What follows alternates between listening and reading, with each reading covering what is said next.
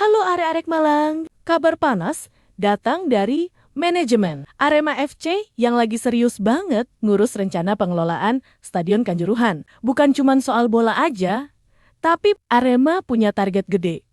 Bikin kawasan Kanjuruhan jadi zona ekonomi eksklusif yang bisa ngangkat UMKM lokal dan komunitas Aremania. General Manager Arema FC, Yusrin bilang kalau hak lola ini bukan cuma dipakai buat operasional klub, tapi buat ngebangun potensi ekonomi di sekitar stadion. Jadi nanti stadion bukan cuma tempat pertandingan, tapi jadi pusat kegiatan, kolaborasi, dan peluang buat masyarakat Malang Raya. Nggak main-main. 3 kementerian sekaligus turun langsung ke Kanjuruhan. Kementerian UMKM, Kemendagri, dan Kemenpora. Mereka datang buat lihat progres dan ngobrol langsung dengan manajemen Arema FC. Kunjungan ini jadi sinyal kuat kalau pemerintah pusat ngedukung penuh gerakan ini. Tenaga ahli Menteri UMKM Budi Setiawan juga muji langkah cepat Arema yang langsung merespons MOU 3 menteri sebelumnya. Pemerintah bilang mereka bakal dampingi proses ini sampai tuntas, terutama soal peningkatan ekonomi UMKM dan pengembangan kawasan stadion. Intinya, Arema FC lagi pasang niat serius buat ngebangun Kanjuruhan jadi kawasan ekonomi baru. Bukan cuma markas klub. Harapannya, langkah ini bisa bawa manfaat buat klub, Aremania, dan masyarakat Malang Raya.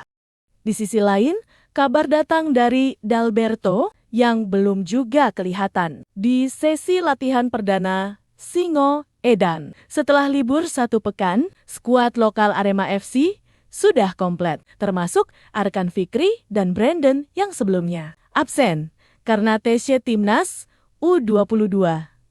Tapi untuk pemain asing, masih ada 1 nama yang belum gabung di Stadion Gajayana. Asisten pelatih Arema, Kuncoro, bilang kalau Dalberto saat ini masih berada di Brasil. Dia memang dapat izin dari manajemen buat absen latihan beberapa hari. Rencananya, setelah urusan pribadinya kelar di sana, dia bakal terbang balik ke Malang buat nyusul rekan-rekannya. Kuncoro sendiri santai dan yakin kondisi Dalberto tetap terjaga. Katanya, sebagai pemain profesional, Dalberto pasti tetap ngejaga kebugaran meski lagi di luar Malang. Jadi, saat balik nanti, dia nggak bakal butuh waktu lama buat tunin lagi sama ritme latihan. Yang bikin menarik, Dalberto juga lagi panis-panisnya ngejar papan atas top skor. Jadi, Arema jelas nggak mau kehilangan momentumnya. Pastinya, mereka berharap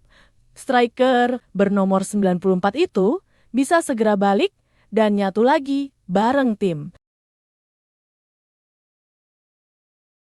Sementara itu, dari lini tengah Arema FC muncul satu kabar yang gak kalah menarik. Muhammad Rafli, pemain yang sebenarnya punya kualitas dan pengalaman, belakangan makin jarang dapat menit bermain di bawah kepemimpinan Marcos Santos. Situasi ini bikin tanda tanya besar di kalangan Aremania. Beberapa suara mulai muncul. Apakah Rafli sebaiknya bertahan dan berjuang rebut tempatnya lagi? Atau justru lebih baik dipinjamkan supaya dapat menit main reguler di klub lain? Rafli sendiri sudah masuk usia matang, 27 tahun, dengan nilai pasar yang nggak kecil. Dan sayang banget kalau potensinya cuma kebuang di bangku cadangan. Apalagi Arema sekarang lagi ngebangun ritme baru di lini serang dan membutuhkan pemain yang benar-benar sesuai dengan skema pelatih. Spekulasi pun makin kencang soal masa depannya. Ada yang bilang